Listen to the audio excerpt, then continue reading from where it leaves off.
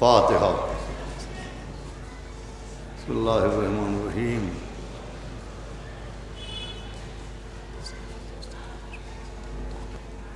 غیر المغضوب علیہم۔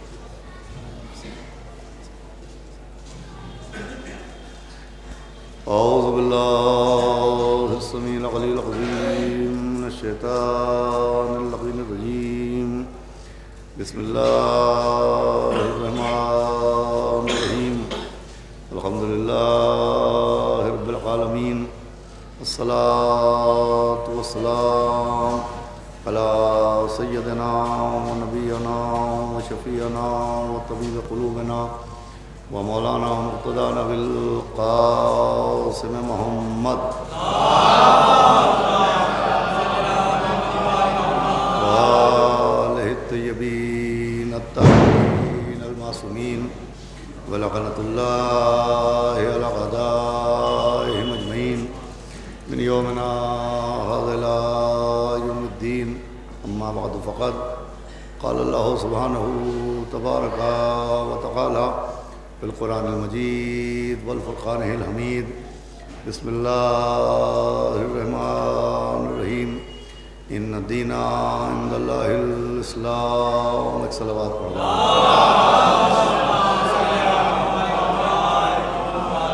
آپ حضرات چاہیں تو ابھی جگہ ہے، تھوڑی سی آگے تشریف لے آئیں۔ ایک صلوات اور پڑھ دیں محمد والا۔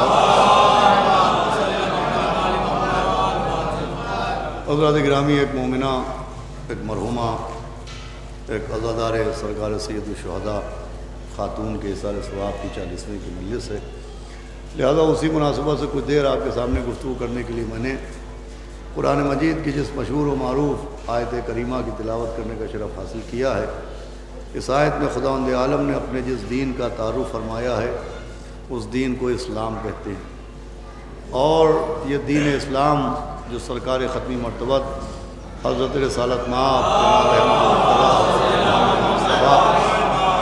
صلی اللہ علیہ وآلہ وسلم کے ذریعے ہم تک آپ تک پہنچا، اگر آپ اسلام پر غور فرمائیں اور بغور اس دین کا مطالعہ کریں تو اسلام ظاہر صرف ایک دین نظر آتا ہے، اسے ظاہر ایک مذہب اور دین اسلام نظر آتا ہے، لیکن اگر آپ اس کے باطن میں جائیں، اس کی گہرائی میں جائیں، اس دین کی معرفت حاصل کریں تو اسلام صرف اسلام نہیں ہے بلکہ تمام بشریت کے لیے اللہ کا ایک احسان ہے۔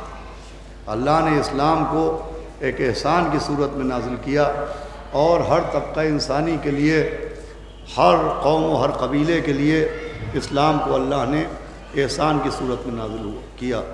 یوں ظاہراً پیغمبر اسلام عرب میں تشریف لائے اور آپ نے عرب میں پرچم اسلام بلند کیا، لیکن اسلام صرف اہل عرب کے لیے احسان کا سبب نہیں بنا بلکہ ہر قبیلے کے لیے اسلام احسان ہے، اور اس کی سب سے بڑی دلیل یہ ہے کہ اگر اسلام صرف صاحبان عرب کے لیے آیا ہوتا تو دامن اسلام میں صرف صاحبان عرب نظر آتے، نہ فارس کے سلمان نظر آتے اور نہ حبش کے بلال نظر آتے۔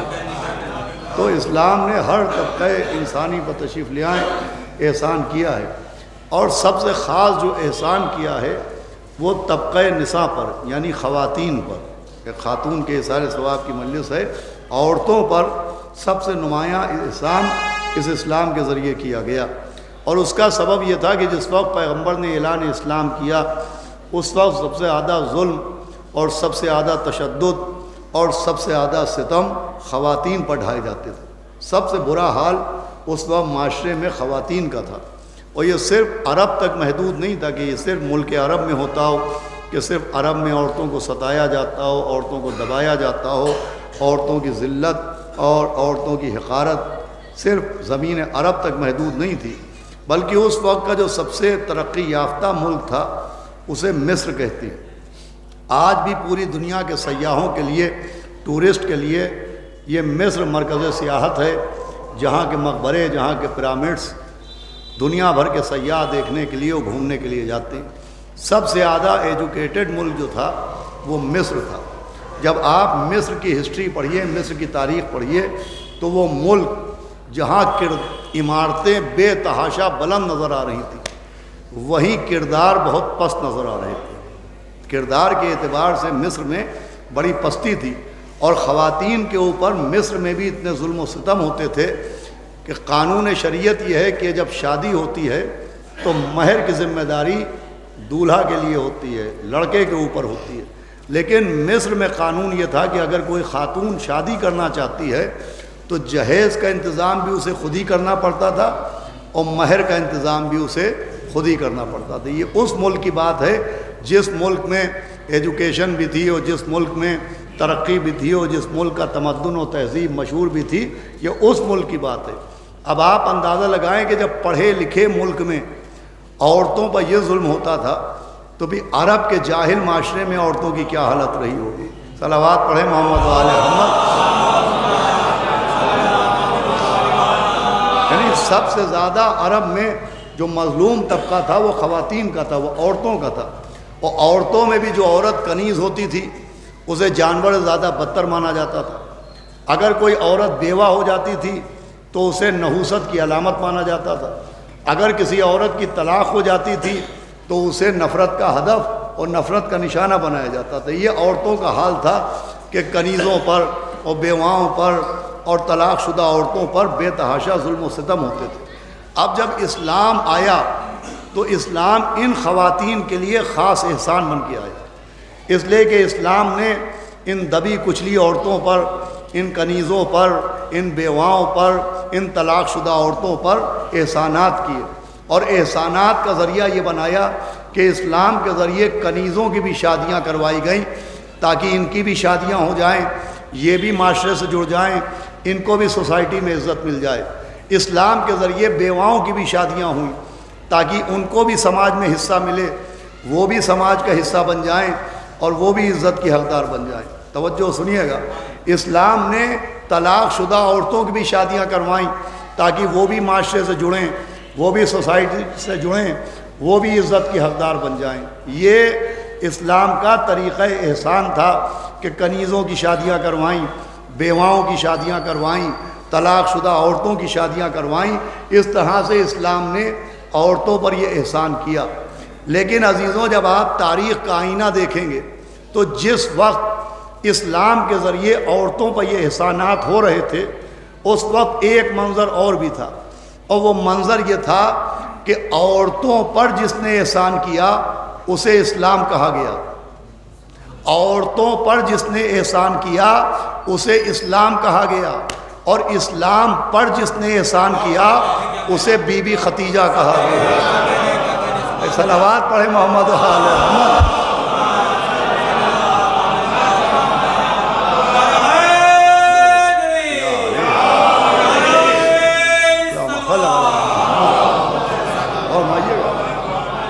بھائی عورتوں پر اسلام نے احسان کیا ہے، مگر جناب ختیجہ نے اسلام پر احسان کیا، اپنی دولت کے ذریعے، پیغمبر اسلام کی حمایت کے ذریعے، اپنے خزانے کے ذریعے بی بی ختیجہ نے اسلام پر احسان کیا۔ یہی وجہ ہے کہ تاریخ یہ کہتی ہے کہ جب تک جناب ختیجہ حیات رہیں پیغمبر اسلام نے دوسری شادی نہیں کی، جب تک پیغمبر اسلام کی گھر میں جناب ختیجہ زندہ رہیں پیغمبر اسلام نے عقد ثانی نہیں کیا۔ بھائی جناب ختیجہ کی عظمت کو سمجھنے والی عقل ہی نہیں بنی ہے، وہ فکر کا پرندہ بنا ہی نہیں جو آشیانہ معرفت ختیجہ تک پہنچ سکے۔ اور ہمارے یہاں جناب ختیجہ کی معرفت تو ہم کو ہو ہی نہیں سکتی، لیکن جناب ختیجہ کے لیے جملہ کہنے کا دل چاہتا ہے کہ جب تک جناب ختیجہ زندہ رہیں پیغمبر نے دوسری شادی نہیں کی۔ بھائی جس طرح سے اللہ کی وحدت میں کوئی شریک نہیں رہا ویسے ہی حیات ختیجہ میں بھی کوئی شریک نہیں رہا۔ صلوات بھیجے محمد و آل محمد۔ بھائی بی بی ختیجہ جب تک حیات رہیں لا شریک رہیں، کوئی زوجہ کوئی بیوی پیغمبر کے اسلام کے گھر میں جناب ختیجہ کے سوا نظر نہیں آئی۔ اب جب جناب ختیجہ دنیا سے چلی گئیں تب پیغمبر اسلام نے دوسری شادیاں کی، پیغمبر اسلام نے دوسرے عقد کیے۔ تاریخ میں اختلاف بھی ہے، کوئی لکھتا ہے پیغمبر کے 11 بیویاں تھیں، کسی نے لکھا پیغمبر اسلام کے 9 بیویاں تھیں۔ بہرحال جتنی بھی شادیاں پیغمبر نے کی جتنی بھی بیویاں آئیں وہ بی بی ختیجہ کے بعد آئیں، کوئی حیات ختیجہ میں شریک نہ ہو پائی۔ جیسے اللہ وحدت میں لا شریک رہا، ویسے ہی بی بی ختیجہ معاملہ زوجیت میں لا شریک رہیں۔ ان کے جانے کے بعد پیغمبر اسلام نے شادیاں کی، اور اس مدعے کو دشمنان اسلام طعن و طنز کا ذریعہ بناتے ہیں۔ ہمارے نوجوان بیٹھے ہوئے، واٹس ایپ کا دور ہے، سوشل میڈیا کا دور ہے، اکثر یہ اعتراض ہوتا ہے کہ صاحب پروفٹ آف اسلام اور پیغمبر اسلام نے آخر اتنی شادیاں کیوں کی، پیغمبر اسلام کی اتنی بیویاں کیوں تھیں؟ ایک طرف پیغمبر کا کردار شاندار و بہترین ہے، لیکن آخر پیغمبر اسلام نے اتنی شادیاں کیوں کی، پیغمبر اسلام نے اتنے عقد کیوں کیے؟ اب اگر آپ متوجہ ہوں گے تو بات رائے گاہ نہ جائے گی۔ بھائی دیکھیں، اس مسئلے کو سمجھنے کے لیے دنیا یہ نہ دیکھے کہ پیغمبر نے کتنی شادیاں کی ہیں، یہ دیکھیے کہ ختیجہ کے بعد کس سے شادیاں کی ہیں۔ تو جو ہمارے ہیں آپ یہ نہ دیکھیے کہ پیغمبر نے کتنی شادیاں کی، بھائی پیغمبر نے کن سے شادیاں کی یہ دیکھیے۔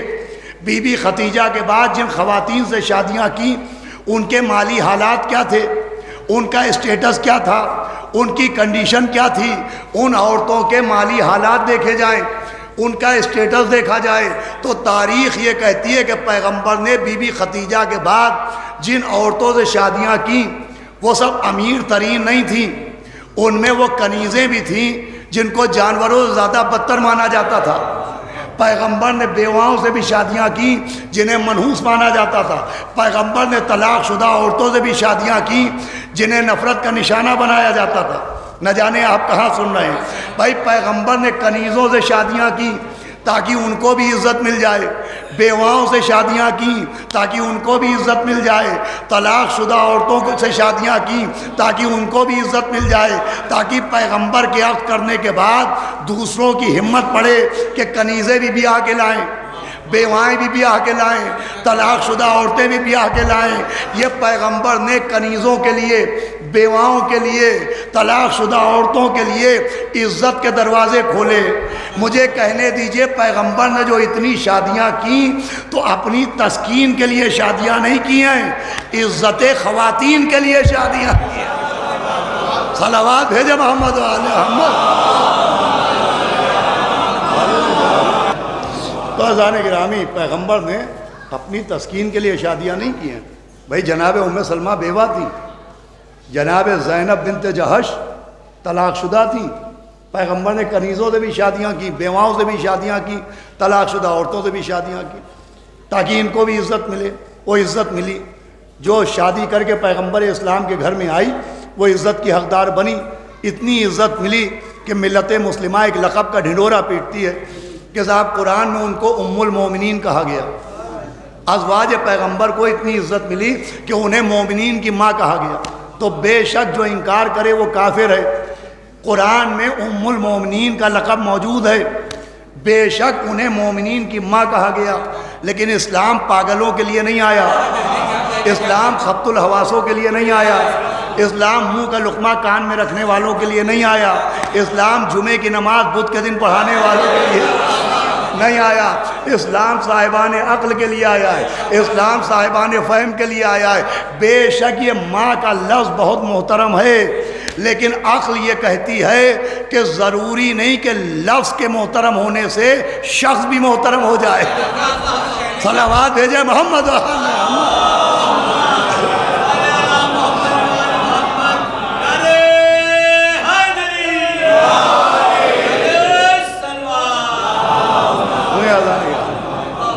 بھائی ضروری نہیں ہے کہ لفظ کے محترم ہونے سے شخص بھی محترم ہو جائے۔ مسجد کا لفظ محترم ہے کہ نہیں؟ بھائی جیسے ماں کا لفظ محترم ہے ویسے ہی لفظ مسجد بھی محترم ہے کہ نہیں؟ بے شک لفظ مسجد آتا ہے دماغ میں نماز کا خیال آتا ہے، عبادت کا تصور آتا ہے، تقدس پیدا ہو جاتا ہے۔ لفظ مسجد محترم ہے۔ اب قرآن پڑھیے، جب پیغمبر مدینے آئے اور مسجد نبوی بنا چکے تو مدینے کے بارڈر پہ منافق رہتے تھے، انہوں نے ایک عمارت بنائی جس کا ذکر قرآن میں ہے، اور نبی کو دعوت دی کہ آئیے اور یہاں نماز پڑھیے۔ وہ جو منافقوں نے عمارت بنائی اسے قرآن نے کھنڈر نہیں کہا، اسے قرآن نے عمارت نہیں کہا، اس کے لیے بھی لفظ مسجد آیا۔ مسجد ضرار. کیا سن رہے ہیں آپ بھائی؟ منافقوں نے جو عمارت بنائی اس کے لیے بھی محترم لفظ آیا مسجد ضرار، مگر نبی کو روکا گیا کہ اس میں جائیے گا نہیں، اس میں نماز پڑھائیے گا نہیں. سورہ توبہ گواہ ہے، نبی سے کہا گیا اس کا رخ نہ کیجیے گا، اس مسجد میں جا کے نماز نہ پڑھیے گا، اس میں جا کے نماز نہ پڑھائیے گا. لفظ محترم تھا مگر عمارت محترم نہیں ہوئی. کیا سن رہے ہیں آپ بھائی؟ لفظ مسجد سے عمارت محترم نہیں ہوئی. قرآن صاحبان عقل کو پیغام دے رہا ہے کہ جیسے مسجد کا لفظ ہر عمارت کو محترم نہیں بناتا، ویسے ہی ماں کا لفظ ہر عورت کو محترم نہیں بناتا. صلوات بھیجے محمد والے.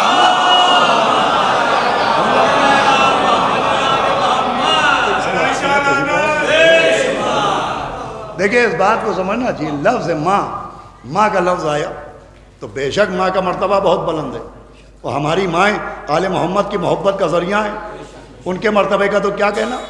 لیکن صرف لفظ کے پیچھے نہیں توڑنا چاہیے کہ ام المومنین، مومنین کی ماں کہا گیا ہے. آپ کو معلوم ہے شراب کو شریعت میں کیا کہا گیا ہے؟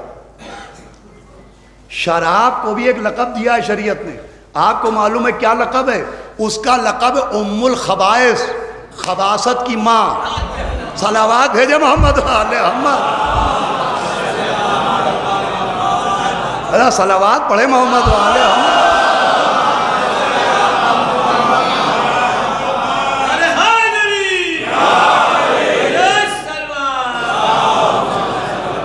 عقل کیا کہتی ہے؟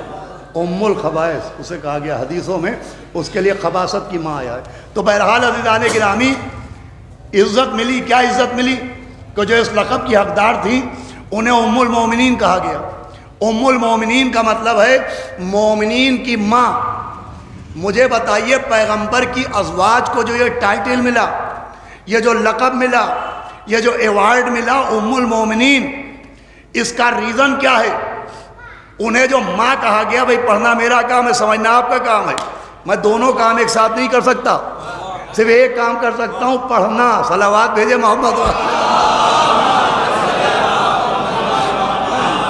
بھائی میں اپنی خطابت کو آپ کے اوپر سوار کر رہا ہوں، لیکن آپ اپنی سماعت کو میرے کاندھے پر نہیں بٹھائیے. یہ آپ کی ذمہ داری ہے، یہ آپ پورا کیجئے. صلوات باوان والا. بھائی یہ جو لقب ملا مومنین کی ماں، اس کا ریزن کیا تھا؟ جو انہیں مومنین کی ماں کہا گیا، یہ کس وجہ سے کہا گیا؟ تو ان کو جو ماں کا لقب ملا تو وہ اپنی عبادت کی وجہ سے نہیں ملا، شرافت کی وجہ سے نہیں ملا، نجابت کی وجہ سے نہیں ملا. انہیں جو ماں کہا گیا وہ تقوی کی بنیاد پر نہیں کہا گیا، وہ شرافت کی بنیاد پر نہیں کہا گیا، وہ عبادت کی بنیاد پر نہیں کہا گیا. حد یہ ہے کہ ولادت کی بنیاد پر بھی نہیں کہا گیا. توجہ فرمائی کہ نہیں بھائی؟ ولادت کی بنیاد پر نہیں، صرف ایک وجہ سے کہا گیا، اور وہ وجہ ہے نبی سے نسبت. توجہ فرما رہے ہیں آپ؟ چونکہ وہ نبی سے منسوب ہو گئی لہٰذا انہیں لقب دیا گیا مومنین کی ماں. تو انہیں جو لقب ملا وہ نبی کی وجہ سے. ازواج نبی کو ام المومنین کا لقب ملا نبی کی وجہ سے. اب اسی قرآن میں نبی کو بھی ایک لقب ملا کہ بسم اللہ الرحمن الرحیم ووجدک عائلا فاغنا، کہ نبی آپ غریب تھے، ہم نے آپ کو غنی بنایا.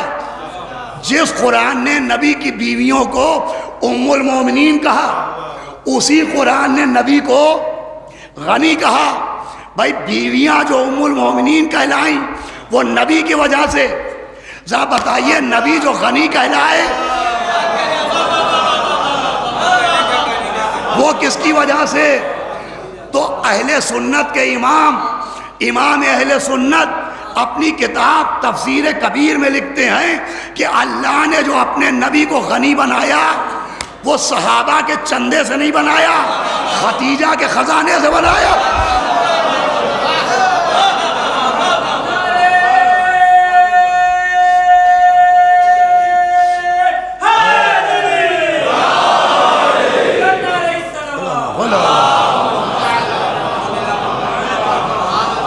وہ بی بی ختیجہ کے خزانے سے بنایا. اب نتیجہ آپ نکالیے، ازواج جو ماں کہلائیں وہ نبی کی وجہ سے، نبی جو مالدار بنے وہ بی بی ختیجہ کی وجہ سے۔ اس کا مطلب زوجہ ہونا اور ہے، ختیجہ ہونا۔ صلوات بھیجے محمد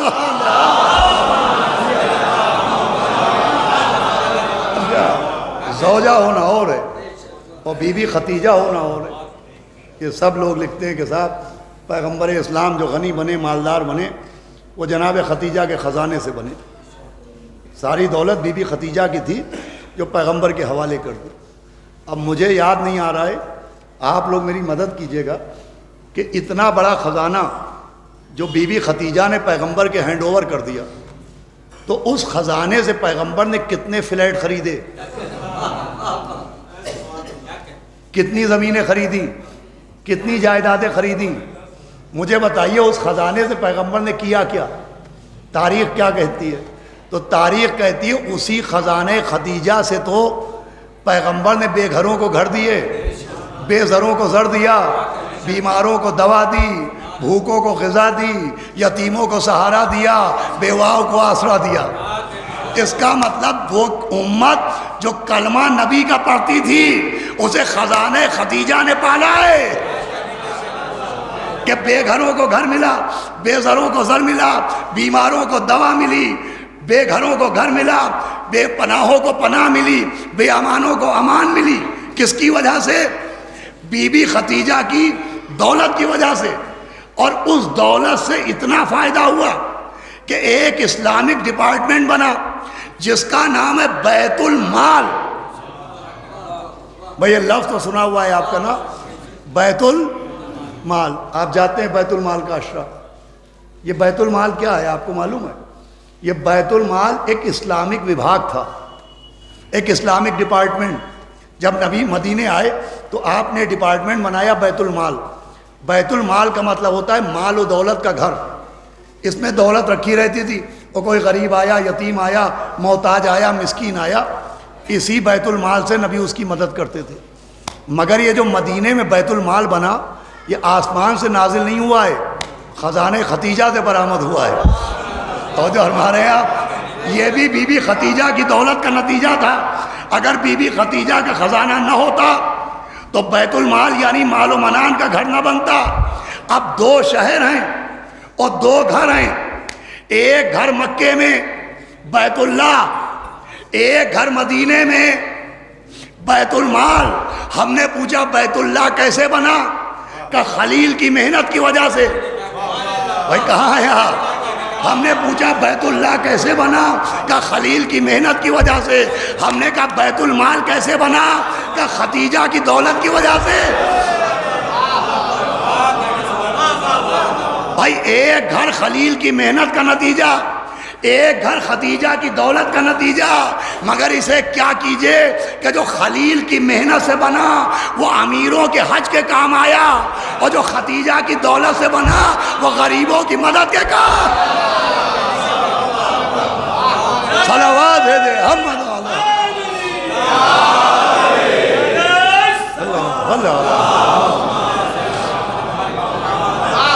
بھائی آج شب جمعہ بھی ایک صلوات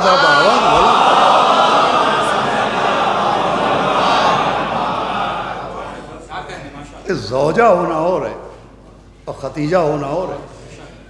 زوجہ وہ ہے کہ جن پر اسلام نے احسان کیا، اور بی بی ختیجہ وہ ہیں جنہوں نے اسلام پر احسان کیا اپنی دولت کے ذریعے، اپنی حمایت کے ذریعے۔ بی بی ختیجہ نے اسلام پر احسان کیا۔ اب یہ احسان فراموشی ہے کہ جن پر احسان ہوا ان کا ذکر کیا جائے، اور جس نے احسان کیا صلوات بھیجے محمد بھائی جس نے احسان کیا اس کا ذکر نہیں کیا جاتا ہے، جناب ختیجہ کا ذکر نہیں ہوتا۔ جن پر احسان ہوا ان کا ذکر ہوتا ہے کہ صاحب انہیں ام المومنین کہا ہے، ام المومنین کہا ہے۔ تو اگر کہا ہے تو ہم سے کیا چاہتے ہیں آپ؟ کہ صاحب احترام کیجئے، تعظیم کیجئے۔ جس قرآن نے ازواج نبی کو ماں کہا ہے اسی قرآن نے آزر جیسے بت پرست کو ابراہیم کا باپ کہا ہے۔ بھائی آزر کو قرآن ابراہیم کا باپ کہہ رہا ہے۔ اگر آپ ہم سے کہیں گے کہ ماں کہا ہے احترام کیجئے تو ہم کہیں گے پہلے آذر کو جھک کے سلام کیجئے. صلوات بھیجے محمد و آل محمد.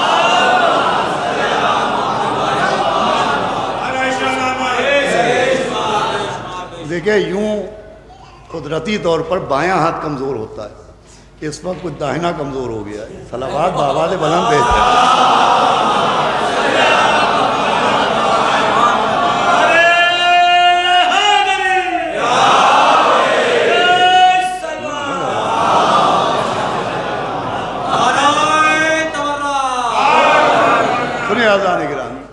جس نے احسان کیا، ارے بی بی خدیجہ کا ذکر کرو. اگر ام المومنین کا لقب جچتا ہے، کسی پر سجتا ہے تو جناب خدیجہ ہیں. لیکن وہاں صاحب ام المومنین تو ہم انکار نہیں کرتے لفظ کا، بے شک ام المومنین کہا ہے، مگر سمجھنے کی بات ہے. اب یہ ام المومنین کا مطلب ہے مومنین کی ماں. مومنین کسے کہتے ہیں؟ عربی میں مومن مردوں کو کہتے ہیں مومنین، اور مومن عورتوں کو کہتے ہیں مومنات. اگر مردوں کا ذکر ہے تو کہا جائے گا مومنین، اور عورتوں کا ذکر ہے تو کہا جائے گا مومنات. تو ان کے لیے لقب ہے ام المومنین. انہیں مومنین کی ماں کہا گیا ہے، والمومنات نہیں کہا گیا. تو جو سمجھیے گا بڑی اہم بات ہے، انہیں مومنین کی ماں کہا گیا، والمومنات نہیں. اس کا مطلب وہ مومن مردوں کی ماں ہے، مومن عورتوں کی نہیں. وہ مومن مردوں کی ماں ہیں، مومن عورتوں کی نہیں. خود تاریخ میں گواہی موجود ہے کہ ایک زوجہ رسول کے پاس ایک عورت پہنچی اور اس نے ماں کہہ کے سلام کیا، تو انہوں نے جھڑک کے جواب دیا کہ تم ماں نہ کہو، میں تمہارے مردوں کی ماں ہوں، تمہاری ماں نہیں ہوں. تو اس کا مطلب وہ مومنین کی ماں ہے، مومنات کی نہیں. مردوں کی ماں ہے، عورتوں کی نہیں. اور نبی کی امت میں مرد بھی ہیں، عورتیں بھی ہیں، مومنین بھی ہیں، مومنات بھی ہیں. وہ مردوں کی ماں ہیں، عورتوں کی نہیں. اس کا مطلب وہ نبی کی امت میں 50% کی ماں ہے، 100 کی نہیں. سنیے گا بھائی، وہ 50% کی ماں ہے، 100 کی نہیں. مگر وہ جو غدیر میں مولا بنایا گیا، جس کے لیے آگے والوں کو پیچھے بلایا گیا، پیچھے والوں کو آگے لایا گیا، کجاووں کا ممبر بنایا گیا، ہاتھوں پر بلند فرمایا گیا، اللہ مولایا وانا مولا المومنین من کنت مولا ہو فہذا علی مولا. بھائی میدان غدیر میں مبارکباد دینے والے دشمن تک نے کہا کہ یا علی مبارک ہو کہ آپ مومنین کے بھی مولا اور مومنات کے بھی مولا. اس کا مطلب وہ جو مولا بنا وہ 100% کا بنا. اب لعنت ایسی عقلوں پر کہ 50% کی ماں سمجھ میں آتی ہے، 100% کا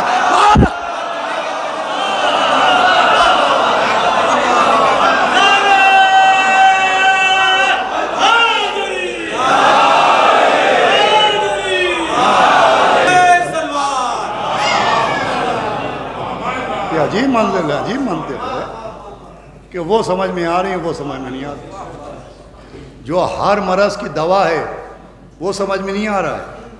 اور قرآن کہہ رہا ہے کہ جن کے دل میں مرض ہے، قرآن ہے، قرآن میں ذکر ہو رہا ہے نبی آپ کے گھر میں جو یہ دو ہیں ان کے دل میں مرض ہے.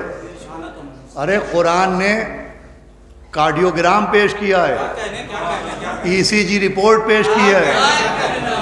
قرآن نے یوں ہی تھوڑی کہا کہ ہر خشک و تر قرآن میں ہے. صلوات بھیجے محمد و آل محمد.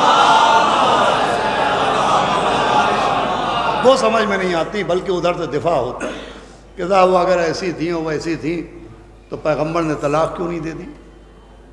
اب نوجوان بیٹھے ہیں بھائی، جوابات اسی ممبر سے تو ملیں گے، سوال کہیں سے ہوں کہ صاحب نبی نے طلاق کیوں نہیں دی. بھئی سن لیجیے، گفتگو میں تمام کر دوں. تو دیکھیے جہاں تک نبی کا مسئلہ ہے، میں کچھ کہوں یہ ضروری نہیں کہ آپ کو ماننا واجب ہے، آپ پر حجت نہیں ہے. میں نے ایک نظریہ پیش کیا، واجب تھوڑی ہے کہ آپ اسے مان لیجئے. آپ نے کچھ کہا، وہ ماننا میرے لیے واجب نہیں ہے. لیکن پیغمبر کیا ہیں؟ بسم اللہ الرحمن الرحیم، لقد کان لکم فی رسول اللہ اسوۃ حسنہ، کہ ہمارے رسول کی سیرت تمہارے لیے آئیڈیل ہے، نمونہ عمل ہے۔ بسم اللہ الرحمن الرحیم، قل ان کنتم تحبون اللہ فاتبعونی یحببکم اللہ ویغفر لکم ذنوبکم واللہ غفور الرحیم۔ ان کی اتباع تمہارے لیے لازم۔ پیغمبر جو کرتے ہیں وہ کہلاتا ہے سنت، اور سنت ادا کرنے میں ہوتا ہے ثواب۔ بھائی سنت کسے کہتے ہیں؟ سنت رسول، یہ ہزاروں مرتبہ سنا ہے سنت رسول۔ تو سنت کہتے کسے ہیں؟ سنت کہتے پیغمبر اسلام نے جو عمل کیے وہ کہلاتے ہیں سنت، اور سنت پر عمل کرنے میں ہوتا ہے ثواب۔ پیغمبر نے سرما لگایا، سرما لگانا سنت رسول۔ پیغمبر نے خضاب لگایا، خضاب لگانا سنت رسول، اور سنت پہ عمل کرنے میں ملتا ہے ثواب۔ تو پیغمبر کا عمل کہلاتا ہے سنت، اور سنت کو ادا کرنے میں ملتا ہے ثواب۔ پیغمبر نے شادیاں کی، پیغمبر نے نکاح کیے۔ آپ جب شادی میں جاتے ہیں تو خطبہ سنتے ہیں، عقد کے خطبے میں یہ حدیث بیان کی جاتی ہے کہ نبی نے فرمایا النکاح من سنتی، کہ نکاح کرنا میری سنت ہے۔ تو نبی نے نکاح کیے تو نکاح کرنا سنت بن گیا۔ بھائی صحیح تو ہے، نبی نے نکاح کیے تو نکاح کرنا سنت بن گیا۔ اب اگر نبی طلاق دے دیتے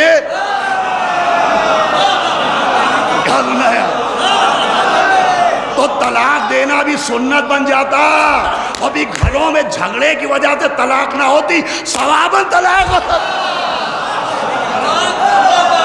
بھائی مجھے کہنے دیجئے، طلاق طلاق طلاق نہ ہوتی، طلاق ہی طلاق ہوتی۔ صلوات بھیجے محمد۔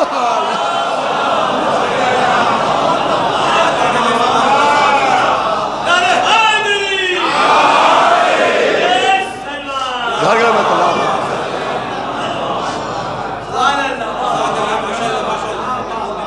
بدمعاش قسم کے بڈھے طلاق دے دے کے ثواب کما رہے ہیں۔ ارے پیغمبر کا احسان دیکھیے کہ 2 کو برداشت کر کے کروڑوں کو بچا لیا۔ صلوات بھیجے محمد۔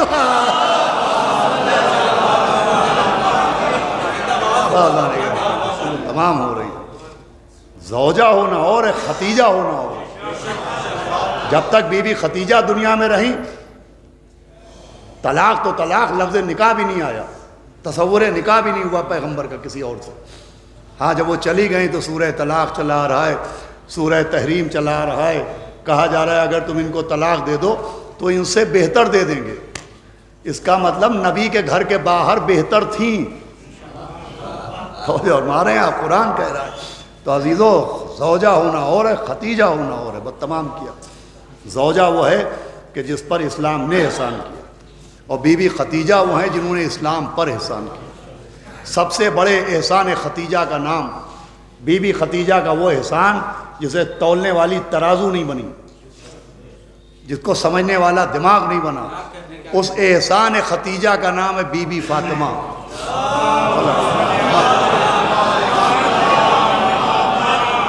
اس احسان ختیجہ کا نام ہے جناب سیدہ۔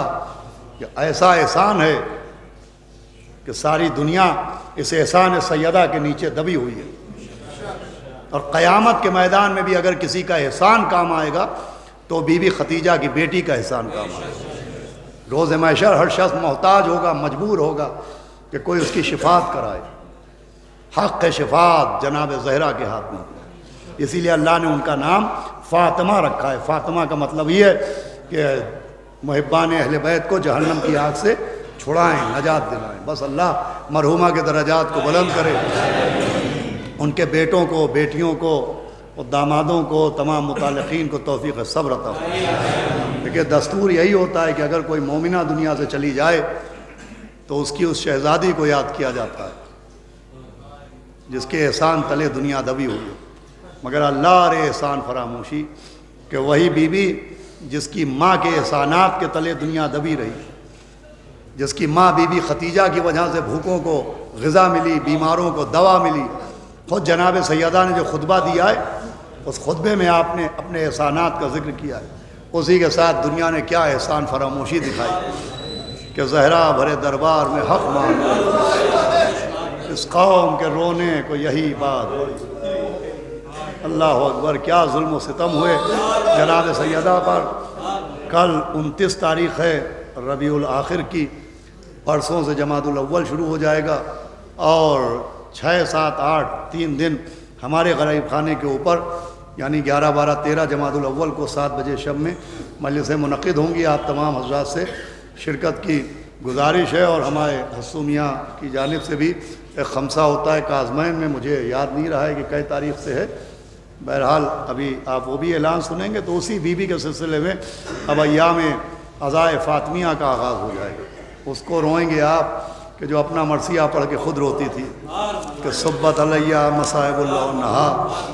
8 بجے شب 29 نومبر سے 3 دسمبر تک روضہ کاظمین میں خمسہ ہوگا، جسے مولانا سمر صاحب خطاب کریں گے، آپ اس میں بھی شرکت کریں گے۔ بس عزیزوں، نہ ایسی بی بی، ایسی عظیم بی بی کائنات کی آنکھوں نے دیکھی، نہ ایسی بی بی پہ جیسے ظلم ہوئے ویسے کسی نے دیکھے۔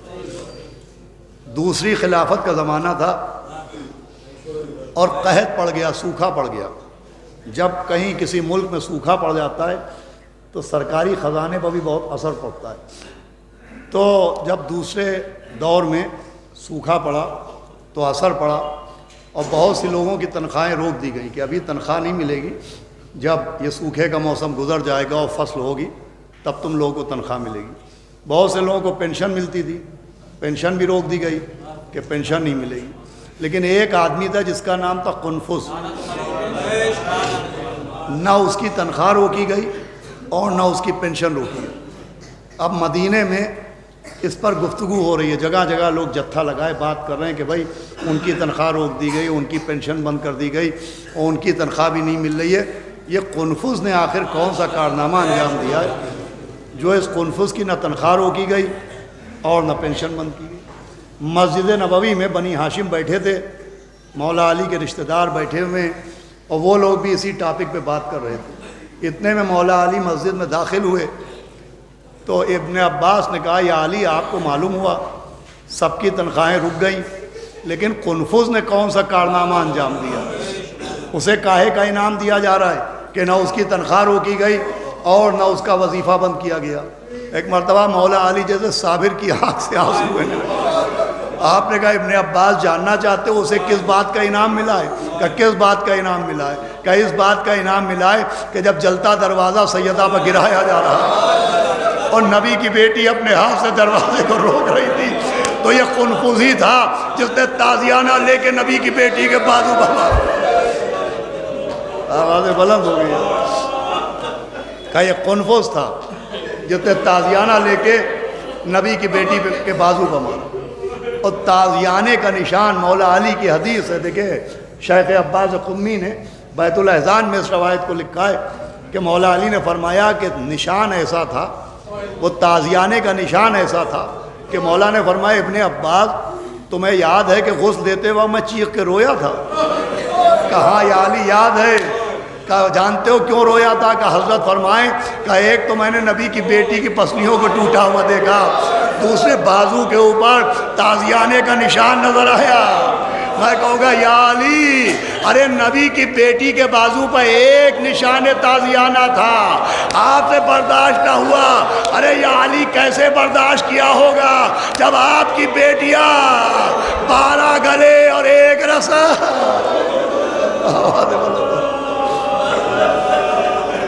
عزیز و مجلس تمام ہو رہی، اللہ مرحومہ کے درجات بلند کرے۔ بیٹوں اور بیٹیوں نے، گھر والوں نے مجلس منعقد کی کہ اپنی ماں کے ساتھ ساتھ حسنین کی ماں پہ آنسو بہائے۔ اللہ اکبر۔ دیکھیے یہ بات میں پڑھ چکا ہوں کئی جگہ، اور مجھے اس سے شکایت نہیں ہے کہ میری پڑھی ہوئی باتیں بہت سے ذاکرین پڑھ لیتے ہیں، مجھے کوئی شکایت نہیں ہے، پڑھیں۔ شکایت اس سے کہ بدل کے نہ پڑھیں، جو ہو وہی پڑھنا چاہیے۔ تو یہ واقعہ میں نے ہی پڑھا تھا کہ جب میں انگلینڈ گیا تھا جناب سیدہ کی مجلسیں پڑھنے، اور میں نے وہاں مصائب پڑھے، تو ایک ڈاکٹر ناصر صاحب وہاں پر برمنگھم شہر میں ہیں، انہوں نے مجلس کے بعد مجھ سے کہا کہ دیکھو یا دیکھیے، جب آپ یہ مصائب پڑھتے ہیں جناب سیدہ کے کہ ان کی پسلیاں توڑی گئی، تو ذرا اس کی تفصیل بیان کیا کیجئے تو مجمع میں اور کوہرام برپا ہو گئے۔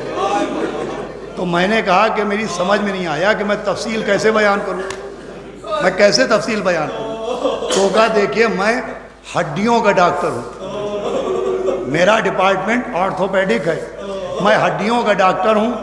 اس کو آپ یوں پڑھا کیجئے کہ جسم میں بہت سی ہڈیاں ہوتی ہیں، اگر ہاتھ کی ہڈی ٹوٹ جائے تو درد ہوتا ہے لیکن پلاسٹر چڑھنے کے بعد آرام مل جاتا ہے، پاؤں کی ہڈی ٹوٹ جائے تو تکلیف ہوتی ہے لیکن پلاسٹر چڑھنے کے بعد آرام ہو جاتا ہے، لیکن اگر کسی کی پسلیاں ٹوٹ جاتا ہے، پسلیوں کا درد کبھی نہیں رکتا، جب سانس باہر جاتی ہے تو درد ہوتا ہے، جب سانس اندر آتی ہے تو درد ہوتا ہے۔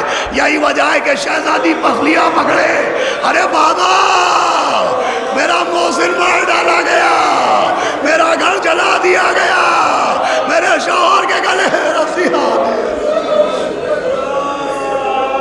بڑے ظلم، اور پھر وہ دن آیا کہ مولا علی نے دیکھا کہ 3 جماعت الساریاں کہ صبح شہزادی مصلی پر بیٹھ کے مسکرا رہی ہیں۔ قریب آئے کہا سیدہ جب سے آپ کے بابا دنیا سے گئے ہم نے آپ کو مسکراتے نہیں دیکھا، ہم نے ہنستے نہیں دیکھا آپ کو۔ کہا یا علی بابا ہی کے غم میں روتی تھی، اب بابا کے ملنے کی مسرت میں ہنس رہی ہوں۔ رات میں میرے باپ آئے تھے، وہ کہہ رہے تھے کہ سیدہ ہم تم کو لینے کے لیے آ گئے۔ بھائی اسی گھر کی 2 بیٹیاں ہیں، دونوں کا معاملہ یکساں ہے۔ وہ مدینے میں سیدہ ہیں جو مولا علی سے کہہ رہی میرا بابا آیا تھا، مجھے زندان کی ایک یتیمہ یاد آ گئی جو کہہ رہی ہے پھوپھی اماں خواب میں میرا بابا آیا تھا۔ بازی تو رو چکے ہیں، میں مختصر کرتا ہوں۔ یہ سارے منظر اسی گھر میں نظر آتے ہیں۔ آواز دی دیکھو یا علی اب میں جا رہی ہوں، اب میں جا کے بابا سے بتاؤں گی کہ بابا جب میں آتی تھی آپ اٹھ کے کھڑے ہو جاتے تھے، بابا میں دن بھر دربار میں کھڑی رہی، بابا کوئی ایک کرسی لے کے نہ آیا کہ ارے نبی کی بیٹی کو کرسی میں بٹھا دیا جائے۔ میں اپنے بابا سے شکایتیں کروں گی، اور دیکھو فلاں فلاں کو میرے جنازے میں آنے نہ دینا، اور دیکھو فلاں کی بیٹیاں کوشش کریں گی کہ دنیا کو دکھانے کے لیے تعزیت کو آئیں، دیکھو یا علی ان کی بیٹیوں کو گھر میں تعزیت کے لیے بھی نہ آنے دینا، اور تم ہی مجھے کفن پہنانا اور تم ہی مجھے غسل دینا۔ بازیزوں مجلس تمام ہو گئی، مولا علی نے وصیت پر عمل کیا، میت کو صحن خانہ میں رکھا، آواز دی بچوں آؤ آخری بار اپنی ماں کا چہرہ دیکھو۔ بیٹیاں آگے بڑھیں، ماں سے لپٹ کے بیان کیے، مولا حسن آگے بڑھے، اماں کو خدا حافظ کہا، سارے بچے ماں کو خدا حافظ کہہ کے کنارے بیٹھ کے رونے لگے۔ کونے میں ننھا سا شہزادہ گھٹنے پر سر رکھ کے سسک رہا تھا، آواز دی میرے لال حسین کیا اپنی اماں کو خدا حافظ نہ کہو گے؟ ننھے ننھے ہاتھ جوڑے، کہا بابا جب مریم دنیا سے گئی تھی تو عیسیٰ کو گلے سے لگا لیا تھا، اے بابا جب تک اماں نہ بلائیں گی میں نہ اٹھوں گا۔ دیجئے کفن کے بند ٹوٹے، آواز آؤ میرے لال، ماں بیٹے گلے سے لپٹ گئے۔ مجھے نہیں معلوم کیا کہا لیکن شاید میرے شہزادے نے کہا اماں آج تم نے بلایا میں آ گیا۔ ارے کل کربلا نہ لشکر نہ سپاہ نہ کثرت الناس نہ قاسم نہ علی اکبر نہ عباس، اے اماں جب میں پکاروں کربلا میں تم آ جانا۔